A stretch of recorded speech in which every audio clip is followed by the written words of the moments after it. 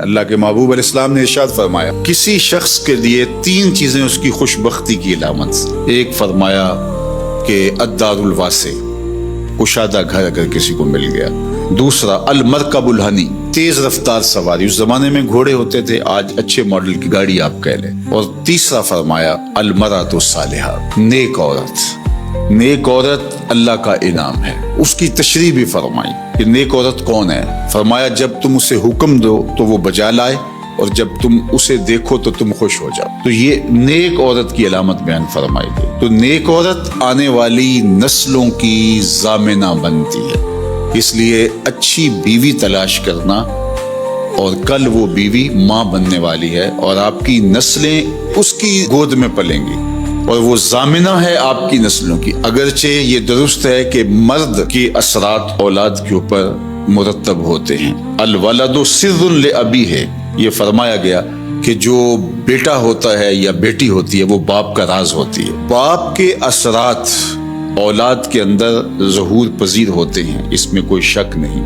لیکن تربیت کا جوہر خاتون کے ہاتھ میں، ماں کے ہاتھ میں. تو مائیں ہی اولاد کو صالحہ اور پاکیزہ بناتی ہیں.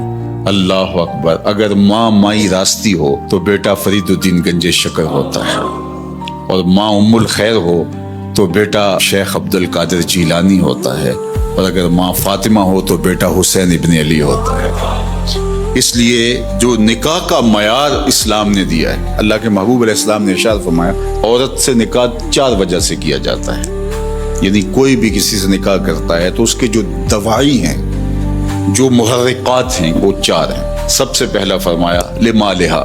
عمومی طور پہ یہ لوگوں کے رویے ہیں جو حضور نے بیان فرمایا. مال کی وجہ سے لوگ کسی سے نکاح کا رشتہ جوڑتے ہیں.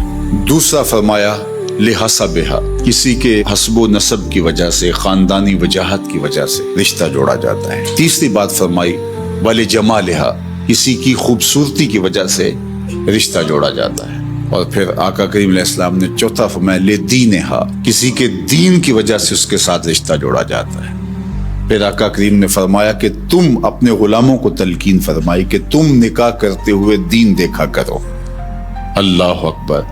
دین کی بنیاد پر، ہاں اگر باقی چیزیں بھی دین کے ضمن میں آئیں، دیندار خاتون صاحب جمال بھی ہو، صاحب کمال بھی ہو، صاحب مال بھی ہو، حسب و نسب کے اعتبار سے بھی وہ اعلیٰ مرتبے پہ فائز المرام ہو، تو یہ اچھی بات ہے، مل جائے. لیکن پہلی چیز جو ہے اس کا دین ہے، کیونکہ اگر خاتون دیندار ہوگی تو نسلوں میں دین پھیلے گا. اس لیے نسلوں میں دین کی ترویج یہ مقصود ہے مسلمان کا. ایک بہت بڑا شاعر ہوا ہے ابو الاسود الدؤلی. اس نے ایک دن اپنی اولاد سے مخاطبت کرتے ہوئے کہا کہ میں تمہارے اوپر تمہارے پیدا ہونے سے پہلے بھی احسانات کیے ہیں اور تمہارے پیدا ہونے کے بعد بھی بڑے احسانات کیے ہیں. تو بچوں نے کہا کہ پیدا ہونے کے بعد کے احسانات تو سمجھ میں آتے ہیں، آپ نے ہمارے لیے ہمارے پیدا ہونے سے پہلے کیا احسان کیا ہے؟ تو ابو الاسود الدؤلی کہنے لگا کہ میں ایک شاعر تھا، اور شاعر کی طبع میں حسن پسندی ہوتی ہے. میں جب اپنی شادی کے مرحلے میں پہنچا اور نکاح کرنے کا میں نے سوچا، تو ظاہر ہے میری ترجیح تو یہی تھی کہ میں کوئی خوبصورت عورت تلاش کروں. لیکن میں جب ڈھونڈنے نکلا تو میں اپنے لیے خوبصورت عورت تلاش نہیں کی، تمہارے لیے با کردار ماں تلاش کی ہے کہ وہ میرے بچوں کی ماں بننے والی. تو یہ وہ میرا احسان ہے. میں اپنی خواہشات اور اپنے جذبات کی قربانی دے کے میں نے آنے والی نسل کا سوچا ہے، اور نسل کی وجہ سے میں نے جو ہے وہ ترجیح دی ہے، چونکہ ماؤں پہ موقوف ہے اچھی نسلوں کی نشأت بھی، نہضت بھی اور تربیت بھی. تو جس طرح کی ماں ہوگی اولاد اسی طرح کی ہوگی. غم نہ کھاؤ اس کا جو تمہارے ہاتھ میں نہیں ہے، وَلَا تَفْرَحُوا بِمَا آتَاكُمْ، اس پر خوش نہ ہو جو تمہیں ملا ہے. یعنی کبھی ایسا ہوتا ہے کہ تمہیں اللہ تعالیٰ دے کے آزماتا ہے، اور اس نے پہلے لکھ دیا ہوا ہے تمہارے لیے. تو جب تم اس بات پہ یقین رکھ لو گے کہ تمہارا مقصود تمہیں ملے گا، تو جو نہیں ملے گا اس پر تم دکھی نہیں ہوگے کہ میری قسمت میں تھا ہی نہیں.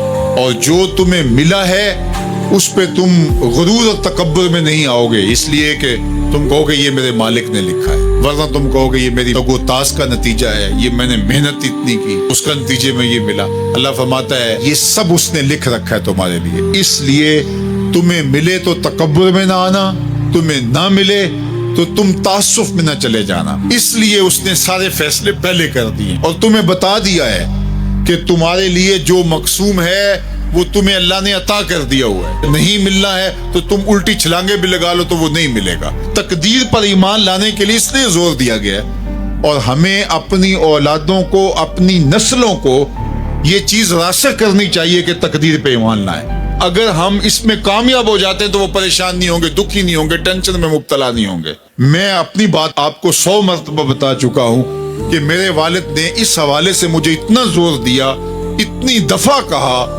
कि अल्लाह ने तो जो कुत्तों का लिखा है उसको भी मिलता है, तुम तो फिर इंसान हो, और जो किस्मत में लिखा है वो मिल के रहेगा।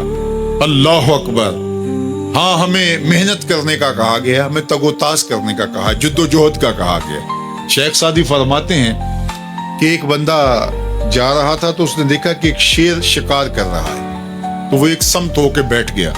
एक लूमड़ी थी जिसके पांव भी नहीं थे, हाथ भी नहीं थे, तो दिल में सोचा कि मालिक तो इसको कैसे रिज़्क देता होगा। तो शेर आया, उसने शिकार किया और अच्छा अच्छा खा लिया और पस खुर्दा छोड़ के चला गया। ये रेंगती हुई आगे बढ़ी और वो जो पस खुर्दा था वो छिछड़े वगैरह थे, खा के पेट भर लिया। कहा कि मालिक तेरी कुदरतों के रंग है, तूने इसका भी वसीला बनाया। तो वो किसी काम पे जा रहा था, कारोबार करने जा रहा था, उसने कहा मुझे क्या मुसीबत है, जब लूमड़ी को देता है तो मुझे नहीं देगा। तो वो आके बैठ गया, घर आके बैठ गया कि मैं नहीं जो है वो कहीं जाता। 1 दिन 2 दिन 4 दिन फाकों से गुजरा तो फिर हातफ से आवाज आई कि जो लूमड़ी को दे सकता है तुझे भी दे सकता है, लेकिन लूमड़ी ना बनो, शेर बनो, खुद भी खाओ और औरों के लिए भी वसीला बनो। हमें तरगीब दी गई है, बाकी जो हमारे मुकद्दर का है वो हमें मिलेगा, हर सूरत में मिलेगा। तो अपनी नस्लों के सीनों में ये चीज रासिख करो, और ये रासिख तभी होगी हमारे सीने में रासिख होगी। तो अल्लाह फरमाता है हम किसी को ज्यादा देते हैं, किसी को थोड़ा देते हैं। जो तुम्हारे मुकद्दर में तुम्हें मिलता है, जो नहीं है नहीं मिलता, और हमने पहले लिख दिया है। क्यों लिख दिया है? कि तुम्हें जो मिला नहीं उसकी परेशानी ना हो कि मुझे क्यों नहीं मिला। भाई अल्लाह ने लिखा ही नहीं था, बात खत्म। और जो मिला है उस पर तुम गुरूर में ना आ जाओ कि ये मुझे मिला है। भाई अल्लाह ने तुम्हारी किस्मत में लिखा था, इसमें तुम्हारा क्या कमाल है, उसने लिख दिया था लिहाजा मिल गया, उसमें गुरूर और तकब्बुर में ना हो। तो अल्लाह जल्ला शानहू ने ये हमारे लिए खूबसूरत निजाम पैदा कर दिया है कि उस करीम मालिक ने, उस रहीम मालिक ने हमारे लिए सब कुछ लिख दिया है।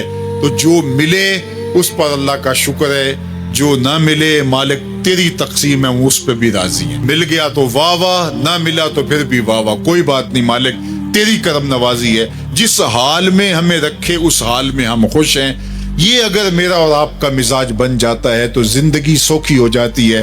तकदीर पर ईमान लाने के साथ वो इंसान आसूदा हो जाता है।